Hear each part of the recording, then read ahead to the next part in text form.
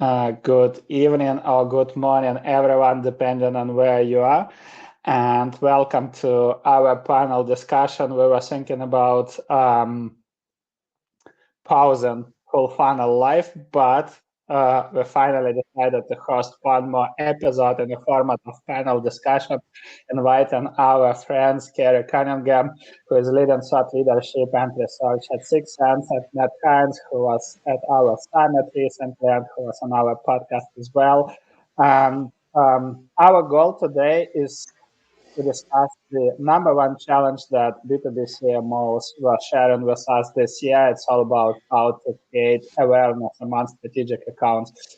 Um, First of all, I would love to say thanks to everybody who was submitting the questions, who were sharing the questions with us on LinkedIn, because we collected lots of intel from our community, and basically that would be the setup for our discussion. And as always, guys, you are welcome to drop your questions in the chat, or you can join the call as well. You can just turn on your camera and join us and ask your question live. And with that being said, let us know, please, in the chat where you're all joining us from. Would love to see how our audience is located today. I'm broadcasting with Vlad from Malaga. I'm from Malaga, Vlad from Valencia. But Kerry, where are you based? I'm based in Palm Springs, California, but I'm actually in Austin, Texas today. Great. And Matt, where you are? I'm based in Kirkland, Washington, and currently in the basement of said Kirkland, Washington house. So excited to be joining you. Nice. We have Bess from San Jose. We have Genia from Waldorf, Germany. Bill from Boston. Alina, Moldova. Lou from Bristol. Nice. So again, having an international audience, that's cool. And guys from Europe, thanks a lot for joining us late evening. I hope you'll have a good time with us again. You're very welcome to ask any questions. And I think we can kick it off.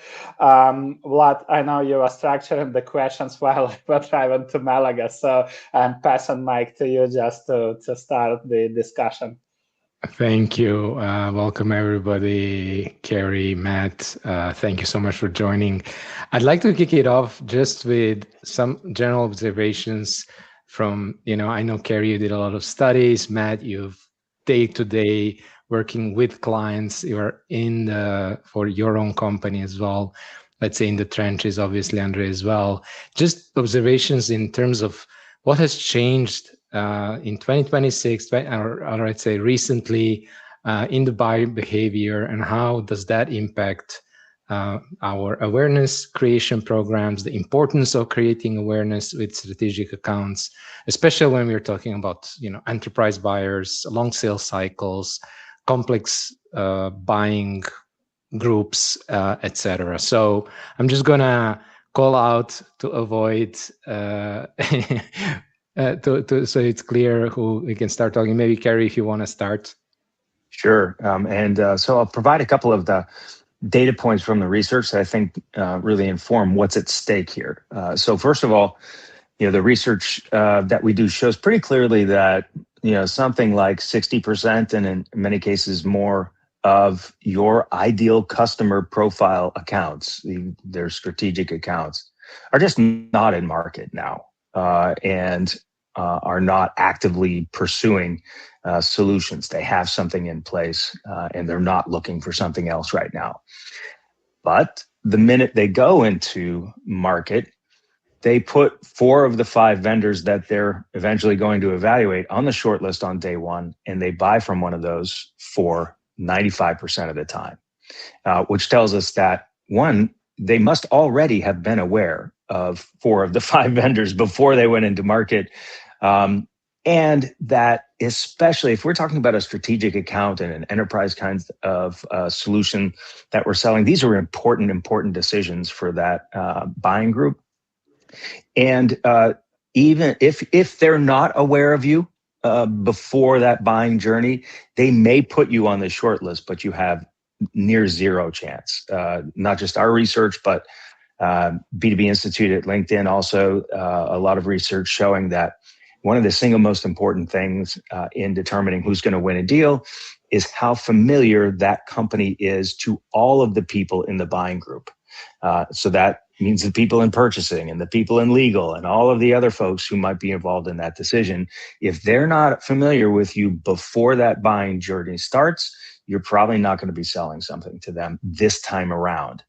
But, and I'll add this and then I'll stop, even if you have no chance or very little chance of selling something this time around, the best kind of awareness that you could possibly have is the awareness that a buying group has because they just evaluated you. So if you can't win now, getting on the eval list and going through that process with that organization is the way that they get to know you best. And one of the stats that we have that's really telling, during the last phase of the buying cycle, we call it the validation phase, buyers only change their decision about 23% of the time. So 77% of the time, they made up who they want before that starts and they don't change their mind. But 42% of the time, buyers will say that their preference changes during that period of time, during that sales cycle. So even when the buyer says, you know what, these guys really did a great job. I like them. I like the solution. I like the brand. But we've already picked this other vendor as the top vendor, and we're not going to go back and relitigate 6 or 8 or 9 months of evaluation. But next time around, that new vendor starts off near the top. So that's how important this awareness issue is.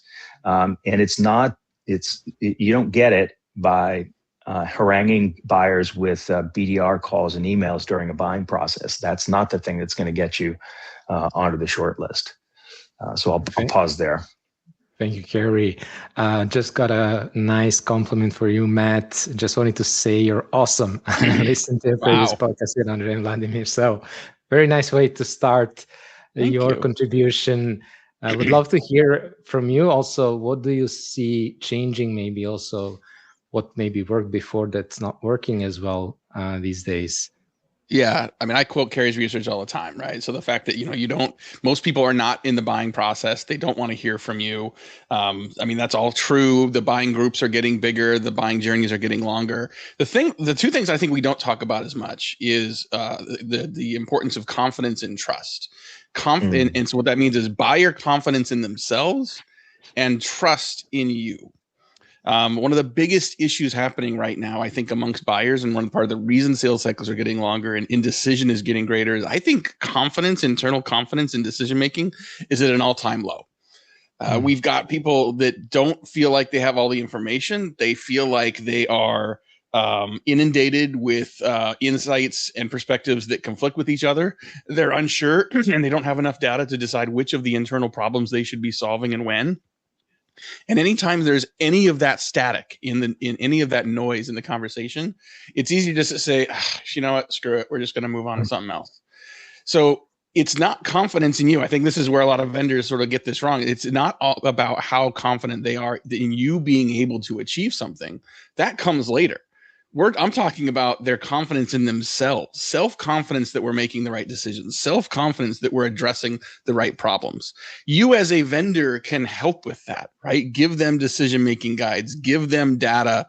For 6 cents to invest in Kerry and his research is brilliant because it's helping to create data that shows and implies confidence that we're addressing problems that need to be solved. So, and I think you can do that in concert with helping them trust you. If you are a vendor that is providing insights, if you're a vendor that is providing guidance, that's providing information that helps them make better decisions, you become someone they can trust. And people that are trusted are brought to the table earlier. So and I think so, I would encourage everyone in your sales process, in your BDR motions, in your content, buyer self-confidence and trust in sellers. Think about how you translate that into your motions. Love it. I would love to ask you, gentlemen, 2 follow-up questions. I've been chatting with Sam Kinley, who is VP of Marketing at Loxo, and he was working for Refine Labs for quite a long time. And he actually wrote a nice article on Substack recently about potentially lost pipeline or negatively created pipeline, if you will. And the entire point was we have, let's say, the old school playbooks we all know, right? Let's say gated content, MQLs hand over to sales, sales outbound, etc. And here is the solid point. We're all as B2B organizations, we are measuring created pipeline, right? But nobody is measuring how much of pipeline we are losing with, let's say, old school playbooks, right? What is the negative impact of running these obsolete playbooks? So I know, Kerry, you were running a research on, let's say, the impact of experience with sales reps on the purchase decision. So if you maybe share some thoughts how buyers' experience with the sales reps influence the purchase decision, would love to hear from you. Sure, yeah, that's good. And I think what you're just talking about, in a sense, dovetails with what Matt was also just talking about. Part of a significant part of the attrition that happens across a buying journey. So what we know from our data is that only a couple percent of an ICP ever makes it to the final end of the buying journey where they actually go to buy something.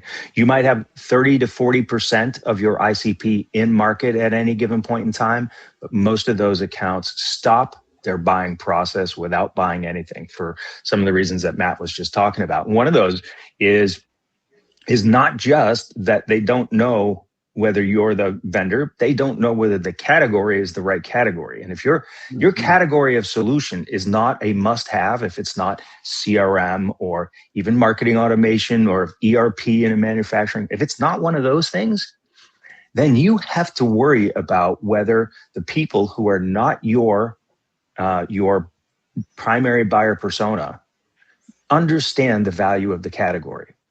Because the other people in that organization, the purchasing and the finance people who are not the primary user, they're not thinking about this all day, every day, they are the ones who will say no because they don't understand, not the vendor, they don't understand the category. They don't understand why you would need to spend so much money on this thing. And so getting to the question of what sales reps can do effectively, that's very hard to do early on, is to help other members of that buying group understand that, primarily by working through that primary contact and the champion or the ultimate decision maker, and enabling that person to have the right kinds of conversations internally that keep a buying process alive. And I think being ultimately as useful as possible in that respect for the people who are your primary contacts is really important. But that's hard, and it's a big gap, and there's almost no content on B2B websites that is devoted to either one, what's the value of the category, or two, how should people who are in purchasing or finance or legal or something think about that value, right? You know, if you're in one of those functions and you go to the website of a B2B vendor, you're not going to find anything that answers the questions that you have about why this kind of solution is something I should care about and we should spend money on. I think what really good sales reps do during that what we call the validation phase during the sales cycle is they help answer all of those questions primarily by working through that primary contact. And they get all that done and they become the most useful. I'll just say one more thing about it. You know, buyers say that they absolutely value sales reps a lot. And in fact, often will say that the AE conversations were the most important conversations that they had. But what we suspect is the reason they say that is because they help them validate a decision they've already made. And everybody loves that. Right? So it took us 6 or 9 months to get to a point where we came to agreement. And what you're really hoping as that ultimate decision maker in that last part of the buying process is that it doesn't get screwed up.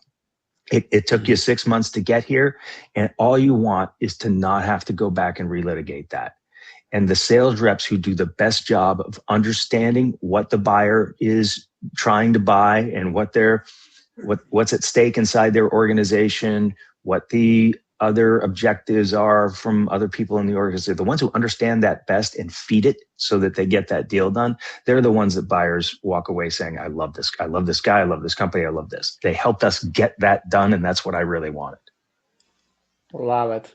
And Matt, I would love to ask you a follow-up question on this topic. I would literally read a message now from LinkedIn. I was chatting yesterday with one CMO. It's a big enterprise organization, which kind of surprised me a lot about relationship between marketing and sales. So I would love to hear your thoughts.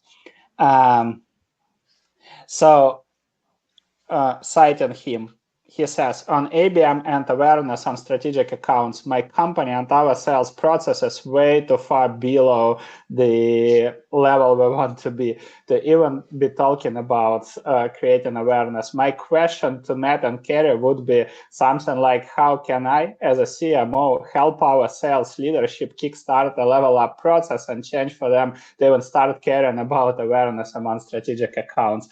Which is kind of a bit of a paradox, right? We're discussing the importance of creating this because otherwise we are not, like, we have miserable chances to even to create the pipeline, even to be selected. But on another hand, we have sales leadership who believes or thinks that it's not important. What are your thoughts on this? It's a great question. I don't... It's not that it's not important. I guess in my mind, I'm wondering, is that really the sales team's job, right? If I've got prospects that are not ready to buy, if I've got prospects that don't want to talk to us, that don't want to talk to anyone in a selling organization, is it the salesperson's job to build that relationship? And to build that awareness and to build that trust and to build that confidence. I could argue that there's value there. I mean, my dad sold Caterpillar tractors for 35 years and he didn't have 6th Sense. He didn't have some of the sophisticated tools that we have today. He was building relationships with people that were going to buy tractors from him years later, right? And that was part of his job as a seller. I would argue that the modern go-to-market team can provide infrastructure that can help arm someone like my dad with insights and information to provide to customers. But really, I think a marketing organization has to have the responsibility of sort of creating and building those trust and insights. It doesn't replace the human relationship. But if I'm a sales rep, if I'm a CRO and I've got a CMO coming saying, hey, I need your people to start working on building relationships that'll buy from us several sales cycles down the road, I'm like, okay. And then you're going to beat me up when I'm not hitting my current quarter sales number because I've focused on building awareness for all these other times, right? So I think operationally, you got to be careful who has what job, especially when we're treading on, sales reps who already don't have enough active selling time and already are following up with leads that they shouldn't. So I think the job to be done is important. I question whether or not that's the sales team's job to do. All right. I think you both brought something that we never really talk about a lot, which is attrition and the fact that people get confused, that there is indecision, that there is lack of confidence in their own ability to make the choice and to make the decision why we should invest in this and the category, even in the category, in this type of a solution, given all the other priorities that they're dealing with. Now, we got an interesting question, a follow-up question from Lou here, and I'm gonna share it here on the screen, and it's about AI. So what I'd like to do is to kind of address directly the question, but then also go a little bit into a broader topic of how AI is impacting the buying behavior and preferences. So the first question here, very direct to what Matt, you were sharing, and the decision paralysis, like, is AI making that worse? Are the managers taking less responsibility because of the push to use AI? And if there's any evidence that this might be happening? I have some recent data that covers this a little bit. So one, we just surveyed a bunch of BDRs, and virtually every BDR has some sort of AI tools that they're using. The organization is, in many cases, prioritizing accounts, or they have a tool that prioritizes accounts. So we ask BDRs, what's the primary reason for you getting a rejection or a failure when you were trying to reach out to a prospect? The far and away the most significant number is or reason is bad timing, that a prospect will say, this is just not the right time. That's 78% of the rejections that a BDR gets. Right? I mean, if you fix that a little bit, you fix everything a lot.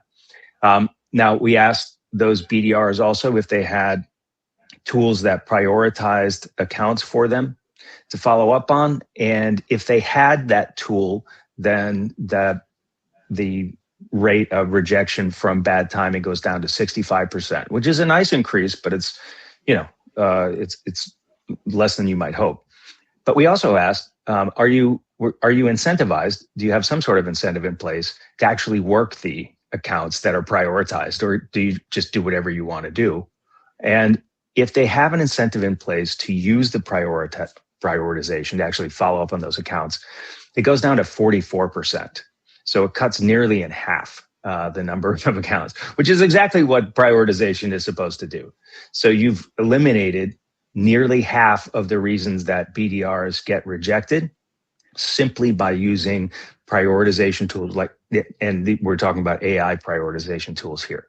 So the issue today is not that organizations are relying on those things and not thinking. The issue is they have those things and they're not using them. And that's typical in new technology adoptions. And these things are this is a very important part of what these folks do for a living. And so they don't like to experiment with it. And this feels, I think, for a lot of BDRs and sellers like an experiment. But it's an experiment that works. It's a successful experiment, and we need to get on it and use it. And that's an important point there. I'll stop on that for a second.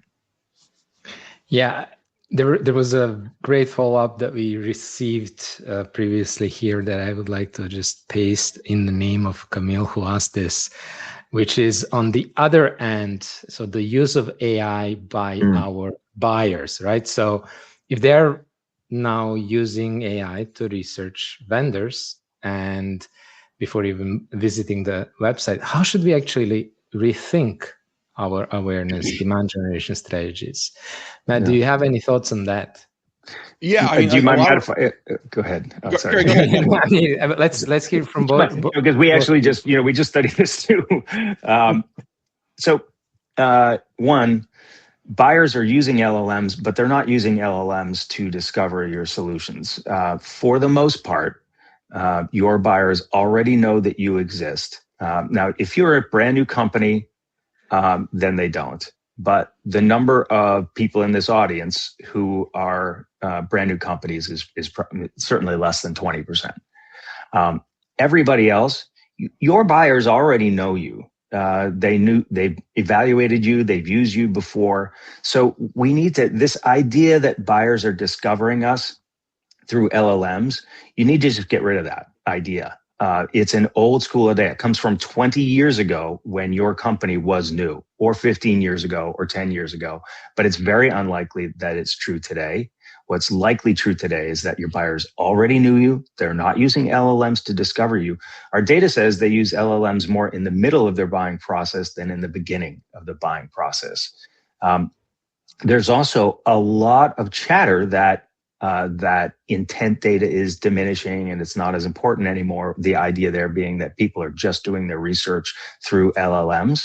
But I think we also, that's not based on a thing that's happening. That's based on a fear of something that might happen, and it hasn't happened. And the biggest part of the reason it hasn't happened, and we have evidence for it. So the biggest part of the reason is that when we ask buyers, how many times do you engage with vendor content during your buying journey? That number has not changed since 2023. It's the same. They're adding LLMs over the top of that, but they're still going to buy vendor websites when they're in market, right? If a buyer is in market for your thing and your thing costs $100,000 or $200,000 or $300,000, is it even remotely possible that they would do all of their research through an LLM and not go to your website before deciding whether they want to buy from you? No, it's absurd. It really is absurd. Of course they're going to your website. Now, the issue we could talk about later when in terms of awareness is if they're not in market and they're just casual information consumers, then they're not going to your website. That's a different question. All right, rant over, but I thought that was important. Absolutely. Matt, pass on mic to you. All right. So, I mean, well, seriously, because I'm happy to sit back and listen to Kerry this whole time because I mean, everything he says is gold and everything he says is right, and it's almost always backed up by evidence and research. So it's wonderful. Back to the question that Camille had.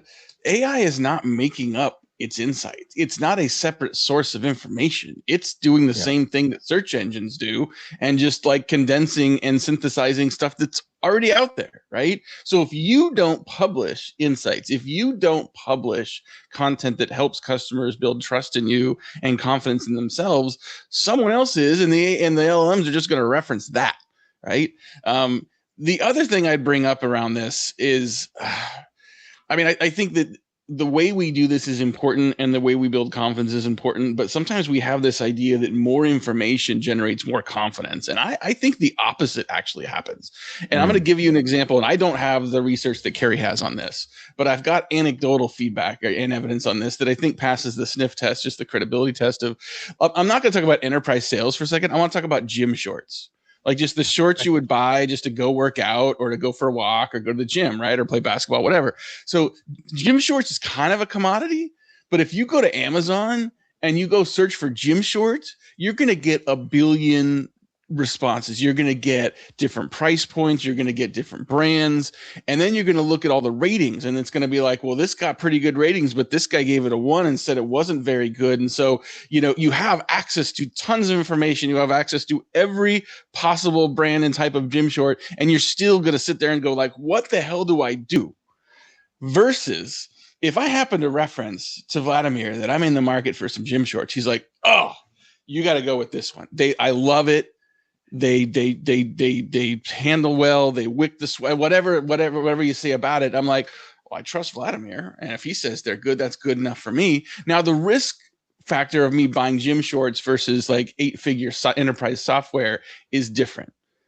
But I trust Vladimir based on all of research, based on evidence, based on history. And so if he says to go buy this, screw all the information in the LLM, screw all the information on Amazon, probably going to shortcut my decision. And because that's based on a level of confidence and trust, right? So I think those same variables apply. And if you are already a trusted vendor, if you're a trusted source of information, what comes from you is going to be weighted more heavily than anonymous information from sources I don't know and don't necessarily trust. I 100% agree with that. And if you don't mind, can I build on kind of one other point about the buying journey? Because one, that is absolutely true, and it's what buyers say constantly. It's everything that we hear about how you make decisions. Not only that, but if you just look within, right? If you just think about your experience as a buyer, because almost everybody who would be caring about this conversation has experience as a buyer in B2B also. That's what you care about. What Matt just said is what you care about, right? You're not marketing and selling to a completely alien kind of human being who thinks a different way. They're in different functions and their things they care about may be different, but as human beings, they're very similar. But then, so if we go back and talk about what's the importance of awareness, so you get on the short list on day one or you don't get bought. That's basically it. 4 of the 5 vendors are put on the short list on day one. And that tells you that on average, buying groups already know most of the vendors in the categories that they care about, right? How else would they put 4 of the 5 vendors there on day one, right? So they already know those vendors. And so and yet they spend the next 6 to 9 months before they talk to sellers, figuring out what the order of that short list should be and who goes on top of it. So think about what that means about the buying journey. We think of the buying journey as being this objective pursuit of truth. What's the best possible solution for us? If they start with 4 already, what I think is the case is that it's very likely that there are several opinions on day one about what the best solution will be. or how to decide what the best solution will be on day one of that buying journey. And that buying journey, and again, I just invite everybody to look at your own experience. That buying journey is not about objective discovery of information. It's about the people who really care about this solution in their organization trying to find the information that is going to bolster their case most effectively. Right? What they want is information that they can put in the columns on the spreadsheet or in the readout from ChatGPT that's going to back up their case and get their solution, their favorite one, over the line as the winner. That's what the buying journey is. It's not this objective discovery. It's subjective people trying to get their way across this buying journey, right? And not in a super selfish way. Like, you're the ultimate decision maker's got something in mind they think is going to really help their part of the organization. Let's say that theirs is the Rolls Royce of solutions in the category. But then the head of finance in that organization has used this category of solutions 6 or 7 times or 8 times in their career, has evaluated them a bunch of times, is very familiar with the Hyundai version of that solution, and thinks that it's perfectly adequate for their needs. Right, so you've got the ultimate decision maker over here saying, I want the Rolls Royce, and I've got my reasons for it. You got the finance person saying, nope, Hyundai's pretty good, good enough for me. And they spend 6 or 9 months trying to figure out how to win the argument about which one it's going to be, or it ends up somewhere in between. Or, as Matt was saying earlier, they don't do anything because they can't get to agreement on that. Ultimate decision maker says, nope, Hyundai's not going to help me. We'll revisit next year. Right. And that's what's happening in those buying processes all along. So that goes back to the fact that we have to be very, very good at helping the people who are, prefer us and helping them win that case internally. But the idea that AI is somehow helping that, not really, not unless you've already put the answers into your content that they need. They're going out and looking for the answers that are going to help them win the argument. And if they're not there, they're going to struggle to do it. Love it. So I think we kind of laid a good foundation for other topics that we're going to discuss. We have the next 30 minutes, and we have 3 big topics.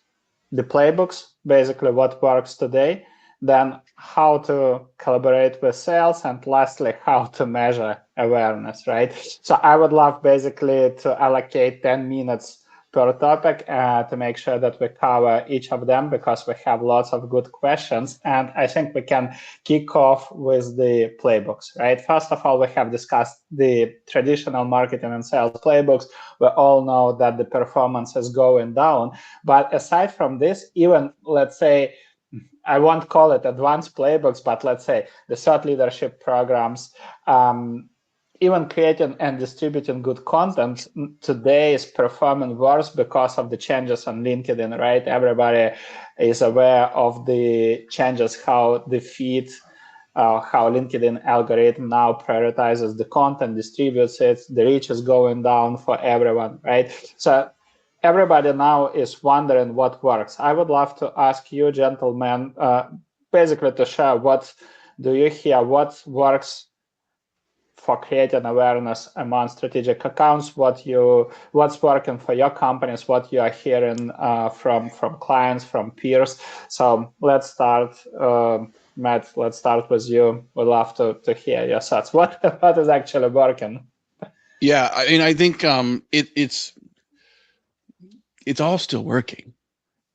I think it's really easy to say, well, cold calling doesn't work, so no one answers their phone anymore. That's not true. I can call people and they'll answer their phone. I've got sales teams we work with where they're using the phone and they're getting people live on conversations. We say email doesn't work because it's clogged. No, email works great. I mean, I don't know if I show of hands how many on this call use email. We all use email. We all get email from people we don't know. We all get email from people we don't trust. We all get email from that we didn't expect.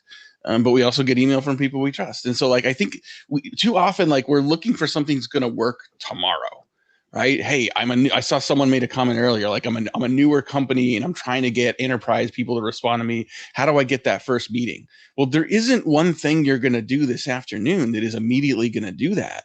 The inconvenient truth is that you're going to have to put in the work to build some trust and credibility. Now, you can pay to borrow attention and borrow trust from someone else to fast forward that. If you want to go have a booth at an industry conference so that people see you, so there's an association of you with that industry, great. If you want to build out a partner channel where partners that already have your customers' trust and attention are introducing you into that conversation, great. You're going to pay a percent of the deal to them too, right? And those are things you might want to do where you are borrowing trust from others to get that conversation going, to fast track that. There's a cost to that. But over time, you want to own that trust. You want to have that direct relationship. It's just not going to happen quickly. And even if you are known in the industry, to Kerry's point, if you're not brand new and people already know who you are, but they don't know why they should be considering you or don't know why you should be on the short list, the same thing applies. Right? People that have the trust and attention can help you fast track that. But the way that you start to build insights and credibility through the topics and editorial calendar and formats that Kerry's been talking about, like that's the strategy that works. It's inconvenient because it's a lot of work and it takes time, but it absolutely works. No silver bullet. There really isn't. Right. One thing to consider. This a little framework we worked on with some friends of ours. There's really two main vectors you have to think about when you're thinking about how to approach this. One is, how mature is the category that you're in, right? So you're almost certainly in a category that exists and your solution has competitors. And that's really one of the ways to know, do you have a bunch of competitors? Okay, you're in an established category. But that's an important question to understand. And then the other one is, how well known is your brand? And market share is a good indication of that, but there are lots of other good ways to understand that, and you probably have a pretty good sense of it. So if you think of that as a matrix and just ask yourself the question, where are we in this? If there are 4 boxes, where are we in that? If you're in an established category and you're a well-known brand, chances are your awareness is already very high, and you're not going to be left off too many shortlists. You're going to be evaluated. Then the question that you have to deal with is, what do they think about us? And is it good? Is it consistent with what we are today? Is it how we want them to think about us? And that's one set of problems. Now, that's a nice set of problems to have, actually. That's a very high-class set of problems for a lot of organizations. But you might be a newer organization in an established category, and you're always at risk of being left off day one shortlist, and you might be being left off day one shortlist all the time.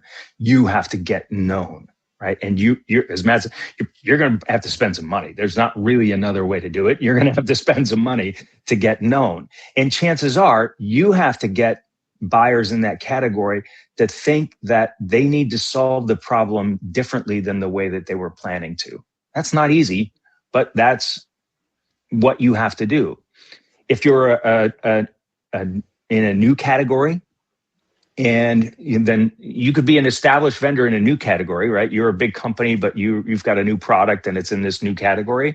Now you've probably got some muscle and some weight to put behind building the category. And that's what you're going to have to do. And building the category there is probably more important than selling your company or your product, because people have to understand why this category and they'd want to spend some money. And if you can get that done, you might be the only game in town, right? And then if you're a brand new company in a brand new category, you better hope that you have something incredibly compelling that people have to pay attention to, and that you can get people like Matt talking about, get analysts talking about, get others talking about. So because you're going to need other people to do your selling for you. So we have this, we call it the category brand matrix. And yeah, I think if you find yourself in that first, it's going to help you understand what you need to do. And you need to look at that at a solution level. You can't just say our company. If you've got multiple solutions, you got to look at them one at a time. Makes a lot of sense. I think very helpful to prioritize and even where to start. And I'd like to follow up with a very practical question we got from somebody in the audience here. She's leading an ABM across APAC, doesn't have access to paid social channels. So to get practical, what can Sarah do? What would your advice be? I mean, those are two of countless channels. that you can have access to. tough. I mean, I think that, yeah, I mean, you don't mention, you've got email, you've got phone, you've got partner channels, you've got other advertising, you've got industry associations, you've got existing customers that may have relationships with them. I mean, we forget about the triangulation when going into enterprise deals. I mean, I do this all the time. Let's say there's someone I'm trying to get a hold of, like go to LinkedIn and see like where is someone that might already have a relationship with them that can make a warm intro. Right. Just this morning, someone did it to me to get into our CMO community. Said like, oh, here's someone I think should get in. Can you get them in? Like, we have a process for that, or you can fast track it and have someone that they already know or that I already know make the warm intro. So like, literally every channel is open to you. I do think sometimes we want it to be easier. Say like, I just want to sit at my desk and press some buttons and make the digital channels work or light up the social stuff because it's fast and easy. Fast and easy isn't always effective because everyone has access to it. Right. I mean, email has gotten worse because everyone's having, Claude and Chat and everybody else like write their email campaigns for them. Well, that didn't solve anyone's problem. Just because you can write an email sequence faster, cheaper, easier, that doesn't solve a buyer problem. It makes the buyer problem worse. I've had CMOs show me their inbox, and some have actually done the math and said like the volume of unsolicited email they're getting has grown exponentially as more companies are just using AI to create crap that's going in their inbox.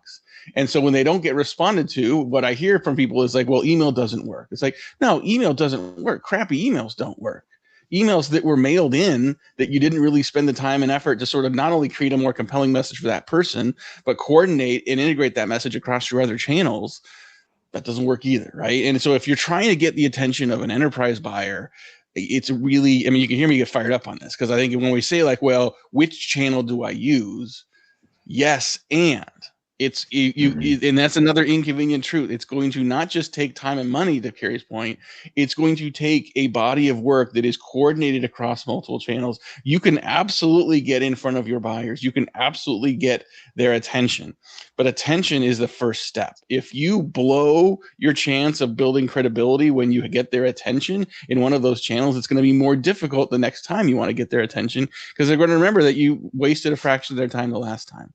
So it takes a lot of thought and a lot of hard work, and that's why a lot of companies don't get there. Yeah. Maybe just to qualify before you you share your thoughts, what I think would be interesting for Sarah, maybe for other listeners or people who are watching this live, is think about also like what could let's say a minimal viable program look like for somebody who is maybe like Sarah, strapped on resources and trying to start a new program in her region. Yeah, so I think all of the things that Matt said, plus all of the things that Matt does. So if you just look at Matt's business life, he is doing what you need to be doing. Matt is a deeply integral part of the marketing community in B2B, and ultimately, that's what I think every brand would love to be, or at least should love to be. And if you're new to a market and nobody knows you, you've got to do your research and understand where does that market hang out? Is there a place? Are there people that people in that market follow? Is there a Matt Heinz for your users, for your buyers? And you've got to do everything in your power to get to know such people and to make your case. So, rather than trying to go to the thousands of people you want to sell to directly first, if it's a new market, you got to go to the people that they trust. And you've got to go to the places where they are, whether they're digital places or live places. Those are the things you have to do and become a familiar entity in that space. So it doesn't have to be digital. Digital's cheap in scales, but digital's also ephemeral, and isn't the thing that produces trust necessarily. So that's what I would suggest. I would love to elaborate on everything that you guys said, as recently we have heard two good anecdotes that basically prove what you just mentioned. One is coming from our friend Ken Rod, and he was discussing basically the same topic with one of the CMOs, and she said, First of all, I try to go offline because I can't trust anymore anything that I see online. I just don't know if it's an AI hallucination, if it's true, or if it's a personal opinion, or let's say a certain position, right, a point of view of a specific vendor.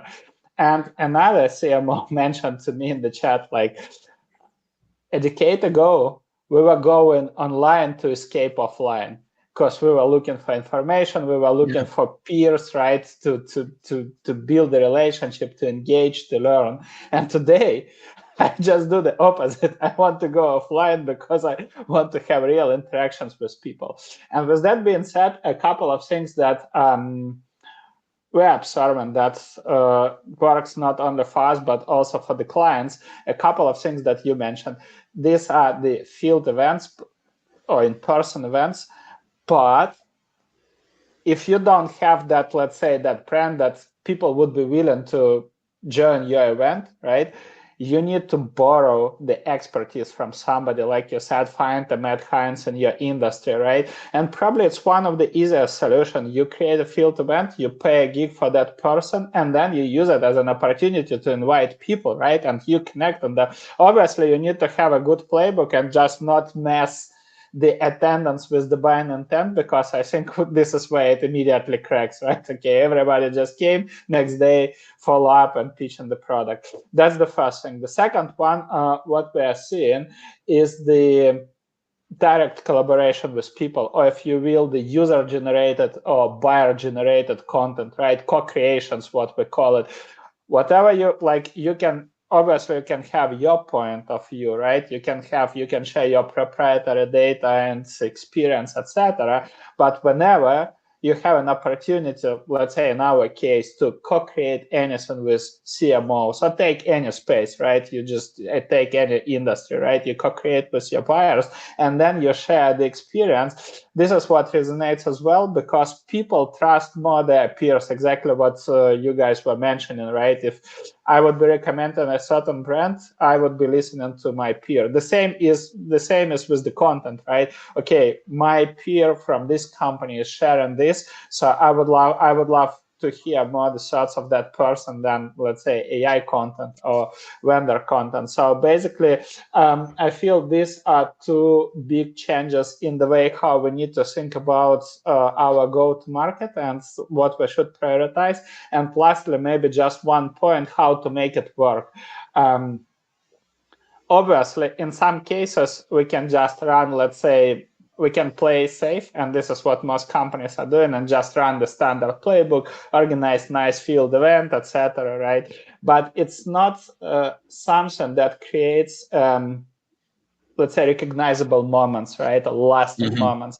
What I feel is important is coming back to marketing basics. We need to build this on differentiation, right? We need, and there is immediate, let's say, pushback from some companies, but nobody is in our industry is doing this. And whenever you have an idea and nobody is doing this, from my humble opinion, this is what you need to do, because this is literally a way to stand out, right? Nobody is inviting, let's say, thought leaders and hosting these events, do this, right? Nobody is sharing, let's say, founder stories, do this. Nobody is sending direct mails, do this, right? Nobody is coming, let's say, with a camera to the offices or to the, let's say, production facilities of your customers, do this, right? So there are tons of things, like you, Matt, said, literally every activity could be done properly, even cold outreach. I mean, without maybe taking it too serious, but there are guys, I remember, I forgot his last name, John Buchan, I think, from the UK. And this guy was all about creating cold outreach emails using a lot of humor in this, right? And he said, just the entire point of why I'm doing this, because I was sending tons of like super personalized, nicely written emails. I was not getting the replies. People don't know me. So I just realized if people don't want to reply, right, because they see the standard boring, let's say, pitch, why not making them smile, right? And so at least they would just time to time, they would just see this email, read and smile, and maybe just forward this email to their colleagues because of fun, because nobody of doing this, right?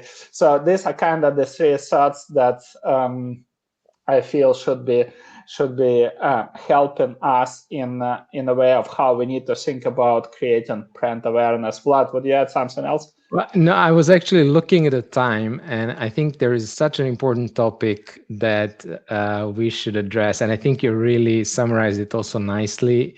We could spend probably several episodes talking about the how-tos and sharing the stories. But I really want to take the advantage of having Kerry and Matt here and addressing one of the biggest questions that we are getting is like, how do you measure actually the impact of awareness? How do you measure awareness? How do you prove that it's working? Most of the models are defined to show the, let's say, more the kind of the last attribution or the demand capture. But how do you measure it in a way that you can also then share the results with your leadership, that you can basically get the buy-in, get the approval for programs that are more long-term, that are not with the immediate ROI in the sense that maybe some leaders expect.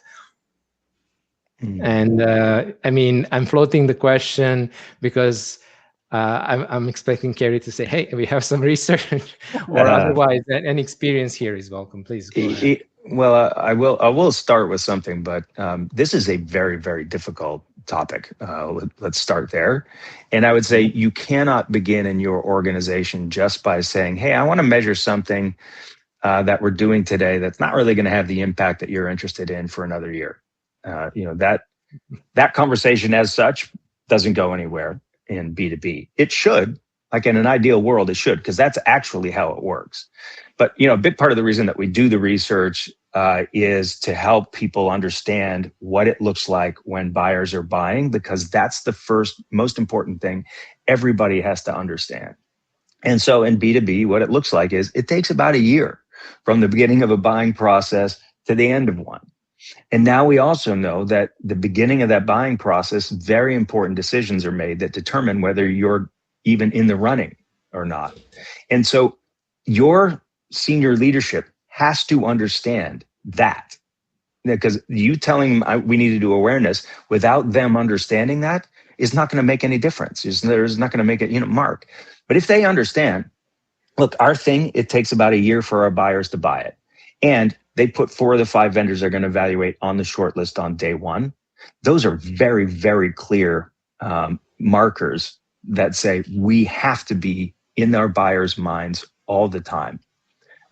Friends of ours at 2X and I put together this idea called brand gravity. Like you have to have some gravity with your brand that causes your buyers to continue to engage with you, even when they're not in market. What I do for a living all day, every day. That's what that's for. Right. And so that is really, really important for the senior leadership to understand, or your board, if you're in a smaller company, they got to understand that. You can't bully your way into deals regularly if what you're doing is entering them late after the thing is done. You just can't do it. And so we published the research for that purpose. And we've got a lot of it that says, here's how that works across the industry. But what you have to be able to do is take that and then go look at your own data, talk to your own customers, and find out what it looks like exactly. It's not going to look very different. It's going to look kind of like that, but find exactly what that looks like. So what you've got then is, all right, here's what the research says it looks like across B2B and in the industry, and here's what it looks like for our customers, right? Both, right? And then when you take that, people are not going to say, "Oh, well, I don't believe any of that. I just want leads." Nobody's that dumb. People want to understand, and when you bring that, they're going to understand that. And so then you say, "Well, so what we need to do is we need to have programs that make sure that our buyers are aware of us and get us on the day one shortlist." And that's what these awareness programs are going to be. And then how do you measure that? Well, it depends a little bit on the maturity of your category and your brand. But if you have intent data, and you have intent data that says, looks like there's 350 accounts that are in market for the thing that we sell right now, a question you can ask is, and how many of them are on our website right now or in the last week, right? Because if they're in market and the intent data says they seem to be in market and they're not on your website, you have a problem. And that's a very clear problem. And you can fix that problem through traditional means that we're talking about, right? So there are a number of things that you can do, but you got to figure out what your problem is first, and then you've got to have people understand what the bigger issue is to start with. I'd love to give an analogy and then a metric that we use internally to actually try to measure this. And it's not perfect, but it works for us. We're talking about this body of work you have to do and these using multiple channels and using over time. And I mean, the reality is sometimes trying to get the attention of your enterprise buyer, trying to get their attention, build their trust. It's like trying to drive by someone's house at 35 miles an hour and throwing something in the mailbox every time you drive by. You're going to miss a lot. And sometimes something's going to get in there and sometimes they may check the mail. But I don't know about you, but like for my house, between the mailbox and the house is a recycling bin. And I am going through that mail and figuring out how little of it I have to actually take inside. Right. And so I don't care what's in there, but if I can tell it's direct mail, or if I can tell it's junk, and if it's not from someone that I know or trust or need right now, it's not even getting into the house. But if they see something from you and you're like, oh, I recognize that brand, or I recognize that name, or I know that whenever I open an email from Matt, it's usually got something interesting in it. Maybe I'll take that in the house. Maybe I'll read it today. Maybe I'll read it tomorrow, but maybe I won't read it at all. But there's another positive impression made about whoever that is, right? And so if you can do that across channels, across a diversity of channels over time, you start to make the short list. You start to get in the house 100% of the time, or at least majority of the time, right? To Kerry's point about like getting in front of the right people, we have a metric we use internally called target accounts engaged, and it's in our weekly scorecard. And what it measures is we know who the people are that we want to engage at the ICP accounts that we care about most. And I can sell stuff to people outside of my ICP, but that's reactive, right? If you find us and you meet enough criteria and you can afford us, then great, we'll sell something to you. But here's the companies we want to sell to. I have a minimum number of people at target accounts I want to see engaged with us every week. And engage with us is measured in Marketo, looking at our emails. It's measured in our podcast. It's measured in our videos. It's measured on my Substack. So we've got a bunch of different places where we are engaging prospects, where we are saying, are the right people at the right companies coming to us most often? That is not going to help me hit my number this quarter. It is not going to help me hit my number next quarter, right? So I've got in my pipeline, I've also got like, what's my sales number for this quarter? What's my pipeline created number? We have a weighted pipeline number that is 110% of the number we need to hit next quarter. So if here we are at the end of Q2, if my weighted pipeline number is above 110%, I have a fair degree of confidence I'm going to hit my number next quarter. I've got a pipeline created goal that is telling me I actually over the next quarter or two have some confidence I might do it. That engaged account number is 3+ quarters away. Right? Our sales cycle is typically 60 to 90 days. And so those prospects that are not in a buying motion, but if I can actually get and earn their attention, if they're paying attention to me, then when they are in an active buying motion, I'm much more likely to be on the short list. I'm much more likely to actually hear from them. I'm much more likely to convert that into opportunities. It's not perfect. It's not exhaustive. There's probably all kinds of signals, things that like, I may have people in my target account that are watching this, right? I don't have this in my metrics, right? So there's still a lot of sort of dank and dark funnel stuff happening. But I like that we have a metric that encourages us to focus on driving engagement.